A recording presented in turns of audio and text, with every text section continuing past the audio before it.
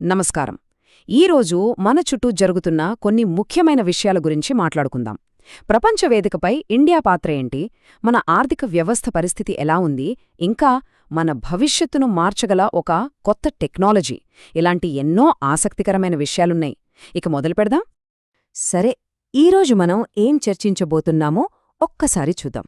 Global tensions నుండి మొదలుపెట్టి మన దేశ ఆర్థిక వ్యవస్థను పరిశీలించి చివరికి భవిష్యత్తును మార్చబోయే ఒక సాంకేతికత వరకు అన్నింటినీ వివరంగా తెలుసుకుందాం. ఓకే, ముందుగా ప్రపంచ స్థాయిలో ఇండియా పరిస్థితి ఏందో చూద్దాం. ఒక పక్క కొన్ని దేశాలతో ఉద్రిక్తతలు పెరుగుతున్నాయి, మరోపక్క కొత్త వాణిజ్య ఒప్పందాలు కుదురుతున్నాయి. అసలు ఏం జరుగుతుందో ఈ మూడు ముఖ్యమైన వార్తల ద్వారా అర్థం చేసుకుందాం. ప్రపంచ చమురు రవాణాలో చాలా కీలకమైన హార్మూజ్ జలసంధిలో ఇప్పుడు టెన్షన్ బాగా పెరిగిపోయింది. ఇరాన్ అక్కడ సముద్రంలో నావల్ మైన్స్ను పెడుతోందని అమెరికా ఆరోపిస్తోంది. ఇది చాలా సీరియస్ విషయం. ఇంతకీ ఈ నావల్ మైన్ అంటే ఏంటి? సముద్రంలో దాగి ఉండి అంత పెద్ద పెద్ద షిప్పులను కూడా నాశనం చేయగల శక్తి వీటికి ఎలా వస్తుంది? అసలివి ఎలా పనిచేస్తాయో ఇప్పుడు చూద్దాం. వావ్! ఈ మైన్లలో కూడా చాలా రకాలున్నాయన్నమాట. కొన్ని సముద్రం అడుగున లంగరేసి ఉంటాయి, కొన్ని నీటి ప్రవాహంలో కొట్టుకుపోతూ ఉంటాయి, మరికొన్నైతే ఏకంగా షిప్పులకే అత్తుకుపోగలవు. ఈ వెరైటీనే వాటిని మరింత ప్రమాదకరంగా మారుస్తోంది కదా.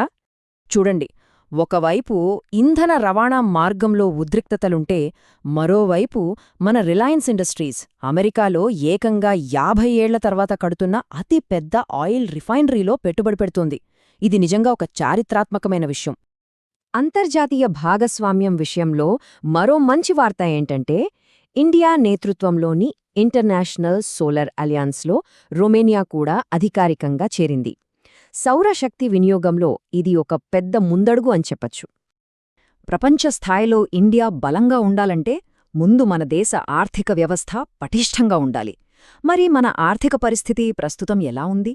వృద్ధి రేటు, రాష్ట్రాల ఆర్థికారోగ్యం, సంపద, ఈ మూడు కోణాల్లో ఇప్పుడు మన ఎకానమీని విశ్లేషిద్దాం. క్రిసిల్ వాళ్లు ఇచ్చిన ఒక రిపోర్ట్ ప్రకారం రాబోయే రోజుల్లో మన జీడీపీ గ్రోత్ రేట్ కొంచెం తగ్గొచ్చు. అంటే 2026-27 ఆర్థిక సంవత్సరానికి ఇది 7.1% పడిపోవచ్చని అంచనా వేస్తున్నారు. అంటే ఎకానమీ వేగం కాస్త నెమ్మదించే సూచనలు కనిపిస్తున్నాయి. దేశ ఆర్థిక వ్యవస్థ అంటే కేవలం నేషనల్ లెవెల్ నంబర్స్ మాత్రమే కాదు కదా, రాష్ట్రాల పనితీరు కూడా చాలా ముఖ్యం. నీతి ఆయోగ్ వల్ల ఫైనాన్షియల్ హెల్త్ ఇండెక్స్ చూస్తే కొన్ని రాష్ట్రాలు అద్భుతంగా పర్ఫామ్ చేస్తుంటే మరికొన్ని మాత్రం చాలా వెనకబడ్డాయని క్లియర్గా తెలుస్తోంది. ఈ బార్ చార్ట్ చూస్తే ఆ తేడా మనకు ఇంకా స్పష్టంగా అర్థమవుతుంది. చూడండి, ఒడిస్సా టాప్లో ఉంటే ఆంధ్రప్రదేశ్ చాలా కిందుంది, తెలంగాణ మధ్యస్థంగా 7వ స్థానంలో ఉంది. ఈ స్కోర్లలో ఇంత తేడా ఉండటమనేది రాష్ట్రాల మధ్య ఆర్థిక అసమానతలను చూపిస్తోంది. సరే, ఇప్పుడు ఆర్థిక పిరమిడ్లో అట్టడుగున కాకుండా అగ్రస్థానంలో ఉన్నవారి గురించి మాట్లాడుకుందాం. ఫోర్బ్స్ లేటెస్ట్ లిస్ట్ ప్రకారం మన దేశంలో బిలియనీర్ల సంఖ్య ఇప్పుడు 229కి పెరిగింది. వాళ్లందరి మొత్తం సంపద కలిపి ఎంతుందో తెలుసా? $1 ట్రిలియన్. చరిత్రలో మొదటిసారిగా మన దేశ బిలియనీర్ల మొత్తం సంపద ఈ మార్కును దాటింది. ఇది నిజంగా ఒక మైలురాయి. ఓకే, ఎకానమీ తర్వాత ఇప్పుడు మనం దేశ రాజకీయాలు, చట్టాల వైపు వెళ్దాం. ఎలక్షన్ కమిషన్ స్వతంత్రత నుండి జీవించే హక్కు వరకు ఈ రంగాల్లో తీసుకునే నిర్ణయాలు మనందరి జీవితాల మీద ప్రభావం చూపుతాయి. చీఫ్ ఎలక్షన్ కమిషనర్ను తొలగించాలని ప్రతిపక్షాలు ప్రయత్నిస్తున్నాయి, కానీ అదంతా సులభం కాదు. ఆ ప్రాసెస్ ఒక సుప్రీంకోర్టు జడ్జిని తొలగించడంతో సమానం.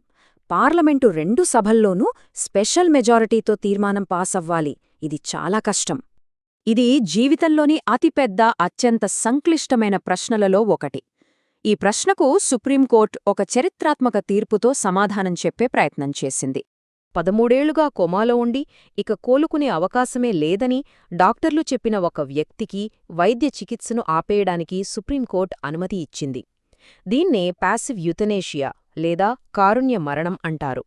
నిజానికి 2018లోనే సుప్రీంకోర్టు ఒక చారిత్రాత్మక తీర్పు ఇచ్చింది. అదేంటంటే, గౌరవంగా మరణించడమనేది కూడా జీవించే హక్కులో ఒక భాగమే అని చెప్పింది.